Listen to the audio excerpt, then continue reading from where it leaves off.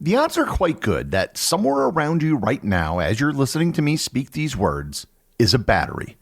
Whether it's in your smartphone, earbuds, automobile, smoke detector, or laptop, batteries have become ubiquitous in the modern world.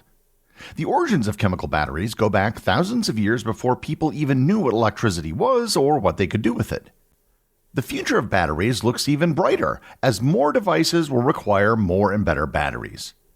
Learn more about batteries, how they work, and how they've developed over time on this episode of Everything Everywhere Daily.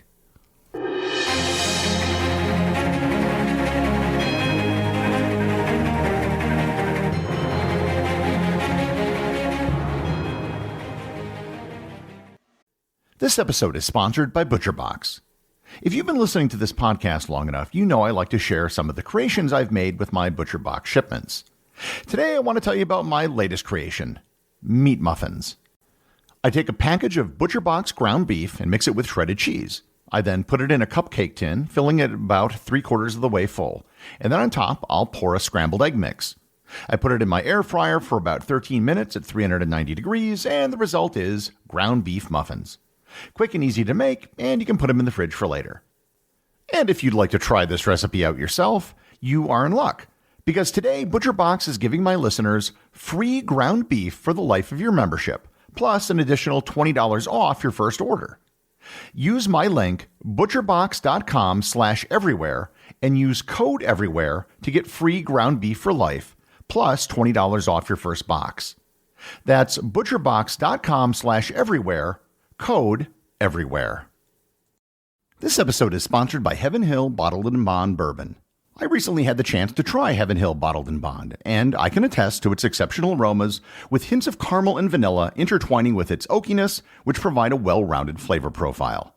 Taking a sip is akin to experiencing a piece of bourbon history firsthand. Heaven Hill Distillery may be America's most quintessential bourbon distillery. Established in 1935 after the end of Prohibition, the distillery was established by the Shapiro family and has remained a family-owned distillery to this day. In 1897, Congress passed the Bottled in Bond Act, which set forth strict rules for any bourbon labeled bottled in bond. Heaven Hill Bottled in Bond Bourbon goes beyond the stringent requirements of the law by aging its bourbon for 7 years, not 4. The end result is a gold medal-winning bourbon that truly stands out. Available nationally, look for a bottle at your local store. Heaven Hill Bottled in Bond. Heaven Hill reminds you, think wisely, drink wisely.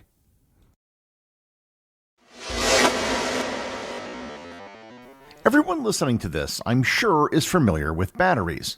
You use devices that have them, you probably have had to replace them, and every so often you have to buy them or recharge them.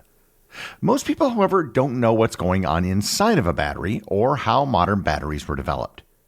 So let's start this discussion by going way back in time, about 2,000 years, to the city of Baghdad. In 1936, a device was discovered there that's been dubbed the Baghdad Battery. It was nothing more than a clay pot with a copper tube and an iron rod. The inside of the pot was found to contain some sort of acid, which could have been from vinegar or wine. The initial theory published about the device's purpose claimed that it was for electroplating. It would use weak electricity to put a thin layer of metal over another metal. Other theories hold that it just created a weak current that people could touch, and it could have been used for medicinal or religious purposes. These theories have been disputed, and most archaeologists don't think that the device was a battery. However, on several occasions, people have recreated the Baghdad battery, and they were able to produce a weak current. And this was actually done on an episode of the Mythbusters TV show, and they managed to get it to work. So, if it wasn't a battery, it did actually work as a battery. And if it was a battery, then we have no evidence that anything ever came of it. So, fast forward to the late 18th century for the next advancements in batteries. In the late 18th century, scientists were just discovering what electricity was and how it worked. Early researchers were able to store electricity in what was known as a Leyden jar. A Leyden jar is just a glass jar that stores and discharges electrical energy using a glass jar lined inside and out with metal foil. Technically, it wasn't a battery, but a capacitor. Capacitors store electricity in an electric field. Benjamin Franklin worked with Leyden jars, and when he hooked up multiple Leyden jars together, he called them an electrical battery. He took the name from what is a collection of artillery that are used together in the military.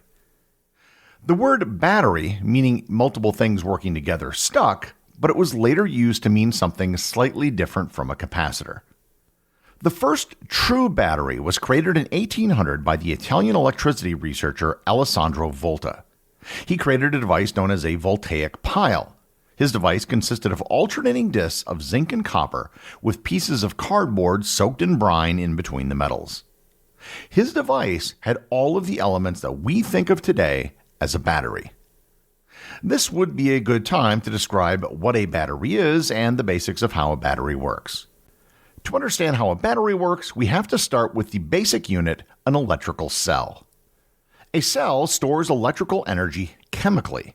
A basic cell requires three parts: an anode, a cathode, and an electrolyte. The anode is the negative terminal of a cell, and it consists of some substance that wants to give up electrons easily. Lithium is a good example of such a substance. In Volta's voltaic pile, the anode was zinc. The cathode is the positive terminal of a cell, and it consists of something that wants to hold on to electrons. In Volta's pile, copper served as the cathode. In between the anode and the cathode is some substance which serves as an electrolyte. An electrolyte can be a solid, liquid, or gel that transports electrons between the anode and the cathode. In Volta's pile, the electrolyte was salt water that was permeated in the cardboard. When the anode and the cathode are connected, it creates a circuit, and the electrical potential between the anode and the cathode causes an electrical current. That, at its core, is all an electrical cell is: anode, cathode, and electrolyte. And a battery is just a collection of cells in series or in parallel. Volta's voltaic pile was able to produce a constant current of electricity, which was something that you couldn't do with a Leyden jar, which would expend all of its charge at once. And this allowed researchers to study actual electrical currents, not just static electrical charges. As much of a leap in technology as Volta's battery was, there were still serious limitations. Over the course of the 19th century, many innovations were made to improve batteries. In 1836, John Frederick Daniell invented the Daniell cell, which was more stable and produced a steadier current than Volta's pile. There were over a half a dozen achievements in battery design that improved the current and voltage of batteries. However, they all shared one fundamental problem. Once the battery was assembled, it discharged but couldn't be recharged. These are all known as primary batteries. This changed in 1859 with the invention of the lead-acid battery by the French physicist Gaston Planté. The lead-acid battery used a lead anode and a lead dioxide cathode immersed in sulfuric acid as the electrolyte. And the great thing about the lead-acid battery was that once it was discharged, it could be recharged by running the current the other way. The lead-acid battery is fundamentally the same type of battery that can be found in most automobiles today. Further developments in battery technology have mostly involved the use of other substances as anodes and cathodes. There were also batteries that used an alkaline electrolyte rather than an acid electrolyte. In 1881, the first commercially successful dry cell battery made of zinc and carbon hit the market. It didn't require a liquid electrolyte as most batteries of the time did. Throughout the early 20th century, the world became more and more electrified, and there were more and more devices and uses for electric batteries. One of the more popular batteries in use during this period was the zinc-carbon battery. This period also saw the introduction of standard battery sizes. The National Carbon Company introduced the D-cell in 1898, and the Ever-Ready Battery Company introduced what we know as the AA battery in 1907 and the AAA battery in 1911. The main problem with zinc-carbon batteries is that they didn't have a very long life. The next big innovation in batteries was one that solved that problem: the alkaline battery. In 1949, a Canadian researcher named Louis Urey was working for the Ever-Ready Battery Company.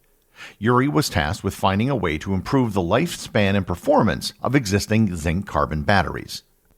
He experimented with different materials and formulations, ultimately discovering that a manganese dioxide cathode and a zinc anode When used with an alkaline potassium hydroxide electrolyte, significantly improved performance. These new alkaline batteries lasted 5 to 8 times longer than zinc-carbon batteries.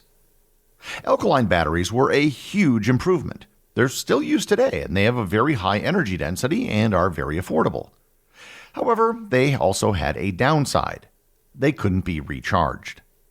They had to be purchased and disposed of, and many of the early alkaline batteries used mercury, which was a big problem in landfills.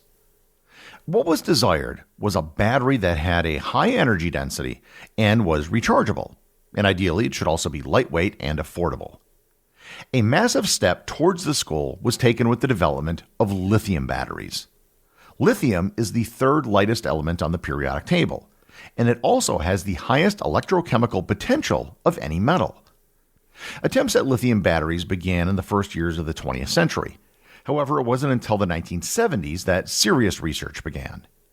The first lithium-based batteries came to market in 1991 as a joint project of the Sony Corporation and the Ashikashi Chemical Corporation. These batteries were known as lithium-ion batteries, and today they encompass an entire category of batteries. Lithium-ion batteries were truly revolutionary. They had a host of benefits over traditional alkaline batteries. For starters, they were rechargeable, which meant you didn't have to buy new batteries every time they ran out of charge. They also had a much higher energy density and provided higher currents for longer periods of time for items that required more current, like power tools. They have low self-discharge, meaning that if they're left alone, their charge will not disappear quickly. And finally, they can be in any number of shapes and sizes. Lithium-ion batteries were almost single-handedly responsible for the revolution in battery-powered wireless devices over the last 30 years. Laptops, mobile phones, power tools, electric cars, and almost any other device you can think of is reliant on some form of lithium-ion battery today. Since their release in 1991, lithium-ion batteries have continued to improve. Energy density has increased threefold since that time, while their costs have dropped tenfold. While lithium-ion batteries ushered in a revolution in batteries, they're not perfect. The biggest weakness is that lithium-ion batteries are a fire risk. Granted, the risk is low, but if a battery is punctured and the liquid electrolyte can escape, it can cause a fire.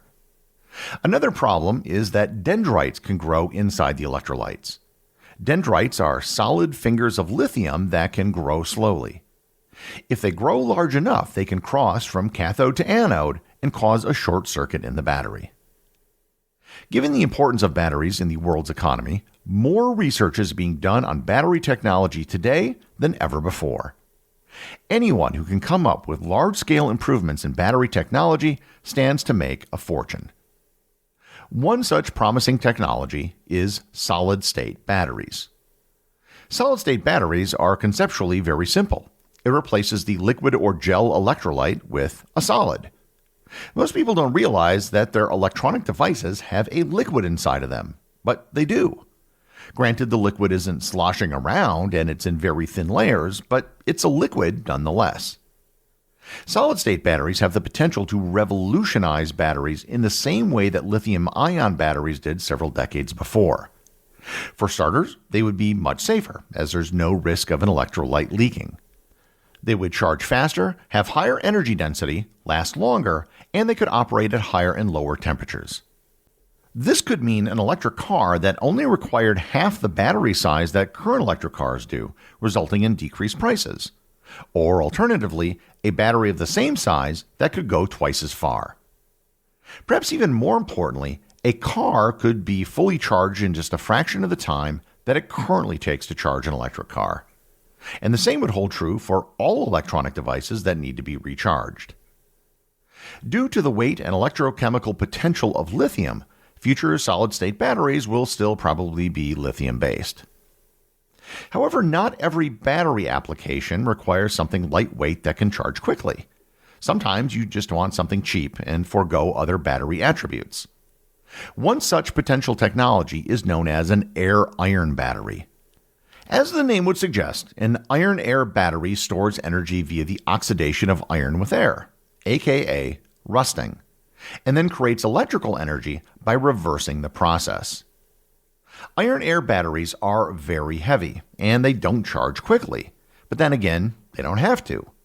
The use case for iron-air would be providing electrical storage for the entire grid or just for homes. The batteries don't have to be mobile, so weight isn't relevant. Likewise, they would be connected to a power source all of the time, so they would have plenty of time to charge up. The biggest benefit of iron-air batteries is that they would be 10 times cheaper than lithium-ion batteries. Solid-state and iron-air batteries are far from the only new types of batteries being developed. There are also experiments being conducted on new substances like sulfur, which could also lead to dramatically improved outcomes. Battery demand is expected to grow dramatically over the next few decades. This is driving new exploration and mining efforts for new sources of lithium and rare earth elements. Since the creation of the first true battery over 200 years ago, batteries have steadily gotten better and become more important. And this trend only seems to be accelerating. Decades from now, we'll probably be using even more batteries that are dramatically better than the ones we have today. The executive producer of Everything Everywhere Daily is Charles Daniel. The associate producers are Benji Long and Cameron Kieffer. I want to give a big shout out to everyone who supports the show over on Patreon, including the show's producers. Your support helps me put out a show every single day. And also, Patreon is currently the only place where Everything Everywhere Daily merchandise is available to the top tier of supporters. If you'd like to talk to other listeners of the show and members of the Completionist Club, you can join the Everything Everywhere Daily Facebook group or Discord server. Links to everything are in the show notes.